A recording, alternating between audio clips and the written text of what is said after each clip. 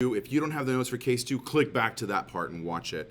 We're going to do case 3. And so in case 3, we're going to need to set up some sort of scenario, set up some highlighters, and also reference that there's a lot of similarity in what we're going to do for case 3 to what we've done already.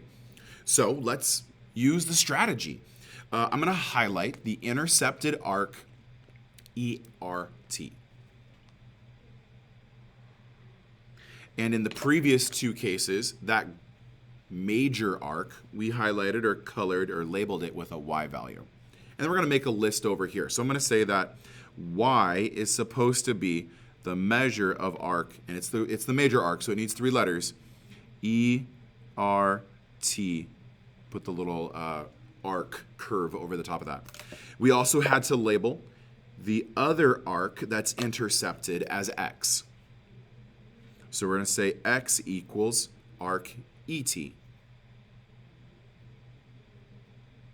And since, right, this is a reminder, you needed to label with 3 letters because you can't just say this is ET and this is ET. There has to be like a direction to it. Okay, now we have this angle that's created, and that's the whole goal, is to actually get to a triangle. So something that we get because of what we've established is that this angle, let me just make sure I'm focused on the right one. TEJ. Is that really the one to focus on? ETA. I thought so. Okay.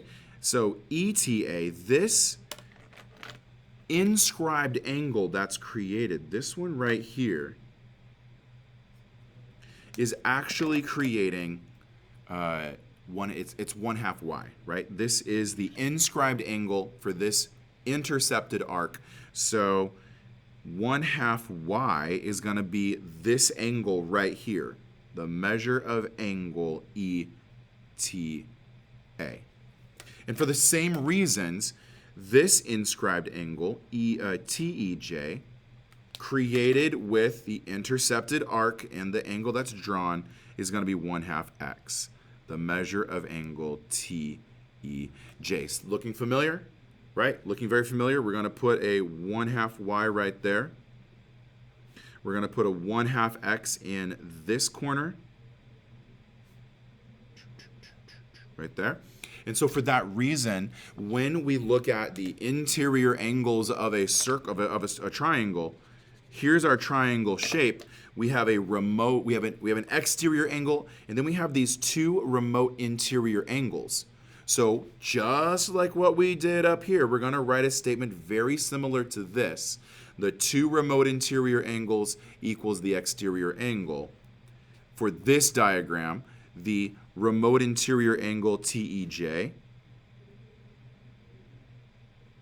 plus the remote interior angle EJT, which is what we're trying to prove, is going to be equal to this exterior angle ETA.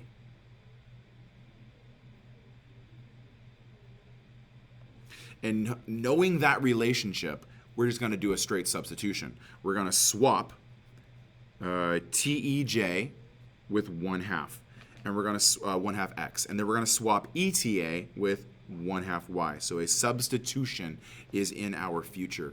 Here's what it looks like: 1/2 x plus the measure of angle EJT. We're still trying to find that value, is going to equal 1/2 y. From the previous video, do you remember what we did? We tried to isolate the angle right here. And in isolating the angle, to do that, we have to subtract 1/2 x from both sides of the equal sign, which means put it on this side, put it on this side. Fortunately, that's going to become 0. You've canceled it out. And that leaves angle EJT all by itself. Let's rewrite what we have. The measure of angle EJT equals 1/2 y minus 1/2 x. Well, if you factor out 1/2 from both of those 2 things, leaving what's left in parentheses, you wind up with 1/2 y minus x, and this is what we're supposed to prove. There you have it. That's 3 cases. That's 2 secants, 2 tangents, or a mix of a secant tangent. They all produce this relationship. your value for the exterior angle is going to be what you get from subtracting the two intercepted arcs and then dividing by 2. That's a theorem. That is now a theorem for us to use. On page 372, we formalize it, we concretize it, and we're going to use it to help solve problems. Thank you for watching this video. See you in the next one. Bye.